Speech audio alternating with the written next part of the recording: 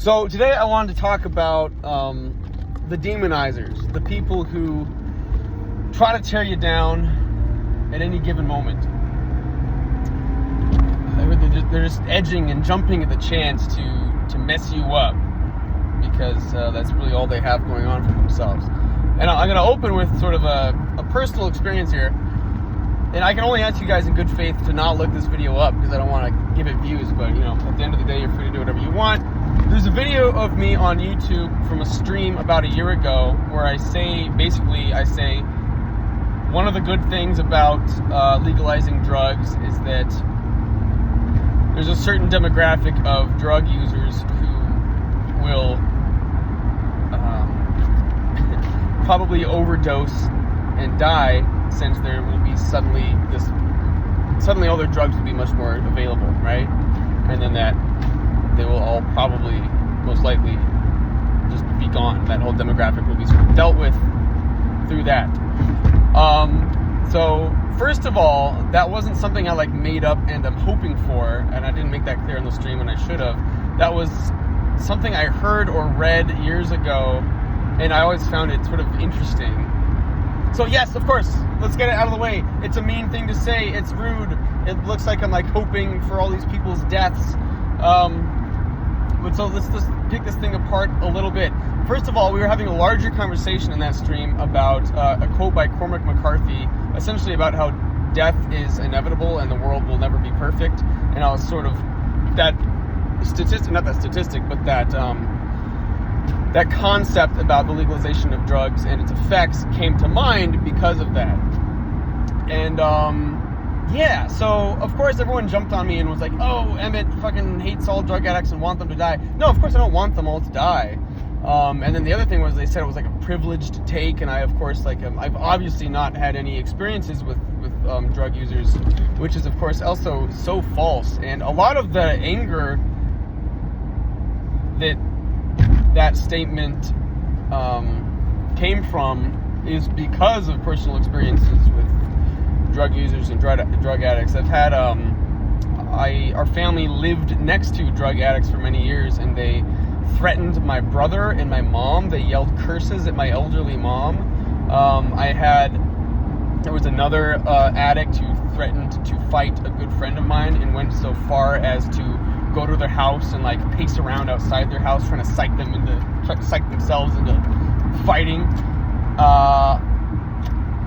I had a student a while ago who suffered from prenatal opioid dependency or something like that, and it was essentially what it did to her, because her mother was using when she gave birth to her, and essentially what it did to her, the daughter, is make her IQ significantly lower and literally half her life expectancy, cut it in half. And I had a really good friend in elementary school who was later, years ago, was stabbed 76 times and died over some drug trade that went bad. And I had another really good friend in high school that was on LSD, and he had a bad trip, and he banged his head into a wall until he died. So yeah, I've had a lot of fucking experience with drugs, and it's never good. The other thing that that was clear to me through all the people who were like, oh, I mean, you're such a piece of shit, is that they think we need to coddle and be really kind to all these addicts, when from all of my experiences and all my knowledge of experiences, the addict is not the victim. The true victim is everyone in that addict's life, who they eventually, if they can't get over their addiction, will push away. That's why so many addicts become homeless, because even their family, their mothers, their fathers, their siblings eventually give up if they go too far down the rabbit hole and they can't stop themselves. Okay, so yes, that statement was made with a lot of anger, but sometimes, guys, the anger is, I think, justifiable. It's like that, what was it, Network, where there's that speech where the guy's like, you should be mad as hell. Everyone these days, if you have any negative emotion, they're like, oh, that's bad, you shouldn't feel that. But many times, it is probably correct to feel jealous, to feel angry. What matters, and what can either make it good or bad going forward, is what you do with that.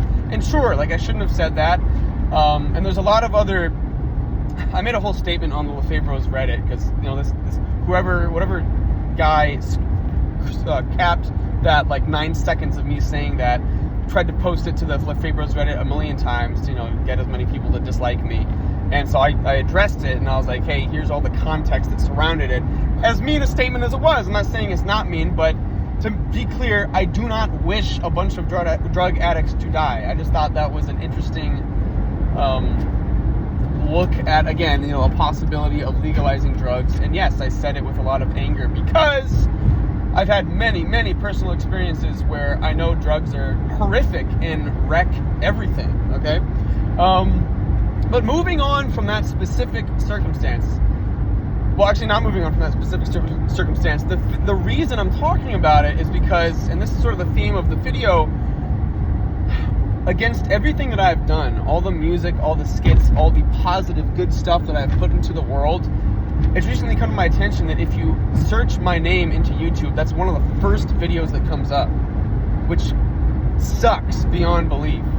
Like that, it seems so unfair and ridiculous, and I'm angry about it, that low moment where I was like a little tipsy, I had been drinking, and I say this mean thing. Again, there was a lot of context surrounding it. It's like gone now, and it wasn't just this like willy-nilly mean thing I said, but it was mean, it was cruel, I get it. However, there was a lot in my mind that backed it up.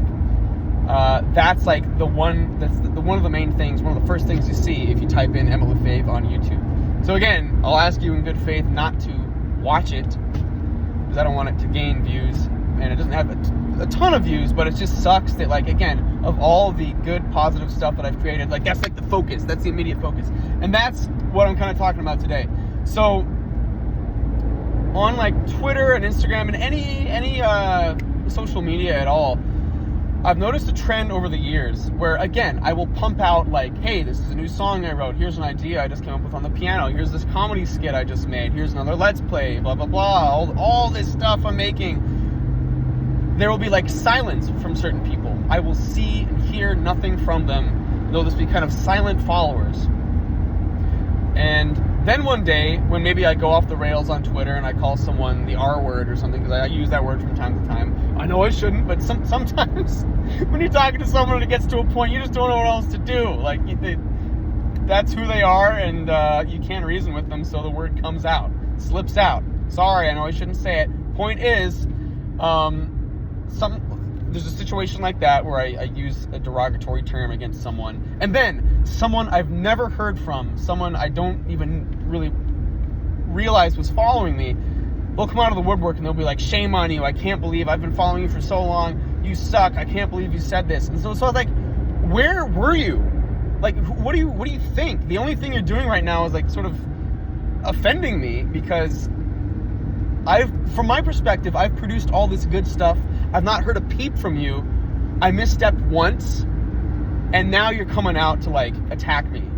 And to anyone who has that sort of frame of mind where you're just, like, hiding in the shadows, waiting to pounce when someone screws up, fuck you. Like, you're worthless to me. You're an annoyance, and I want you to go away. And that state of mind is so horrifically unproductive, depressing, and evil. Like, those people who are waiting for you to screw up, those people are evil, and they're the worst kind of evil because they're pretending to be good. They're the ones who are like trying to play the arbiter, trying to play the judge, trying to be there to tell you did something wrong just for the sake of that, so they can get this dopamine hit and feel better and more important. When in fact, that's their only function, right? Is to make sure you're in line and you're not saying anything that's considered the wrong thing to say, right? So it's like, those people are so worthless, and I feel completely comfortable in saying that because I can't draw any other conclusions. So it's like, yeah, I'm not perfect. I get angry a lot. I say a lot of the stuff that you're like shamed and scared into not saying. And this world is so oppressive with that attitude of like, you can't say this, you can't do that, otherwise, like, you're done forever. There's no coming back. And that whole mindset is so stupid. And the people who follow those rules, like, I get the sentiment that, like, certain words and certain statements shouldn't be made, but that fact that sentiment that it's like a poison that you can't come back from ever is the most like inhuman, bizarre frame of mind. And the people who abide by that frame of mind are usually the most sort of like worthless individuals. Like, what do they bring to the table? That's what I mean by worthless. Like, who are you? Where did you come from? What do you do? The only thing I've ever experienced from you is you telling me that I messed up. And that kind of a person sucks and has, again, really zero value. So yeah, sorry if I use bad words and stuff every once in a while and say mean things. It's because it comes from a place of like passion. It comes from a place of care. I do care. I don't want to see people be drug addicts. And I don't want to see people die. But my point in making that statement, that original statement that I was talking about in the beginning of this video, is that those people need to take charge of themselves. I think, like, again, coddling drug addicts and telling them like, oh, it's okay to do meth a few more times. I'm sure you're gonna kick it soon. Just you do you. Like, that's gonna get them killed. That will get them killed. They need a wake-up call. They need to realize, like, oh shit, I'm gonna probably die soon if I don't stop doing drugs. So wake them up. Be like, hey man, yeah, suddenly if there were a bunch of drugs in front of you, would you do them and would you die? If the answer is probably yes, then you gotta shape up. The only person that's gonna get them out of that hole that they are in is themselves. No one else. That is the truth. So again, sorry to say mean shit, but if you're not like pissed off about a lot of the things that are going on in the world right now, there's just something wrong with you. You gotta wake up. Anyway, that's it.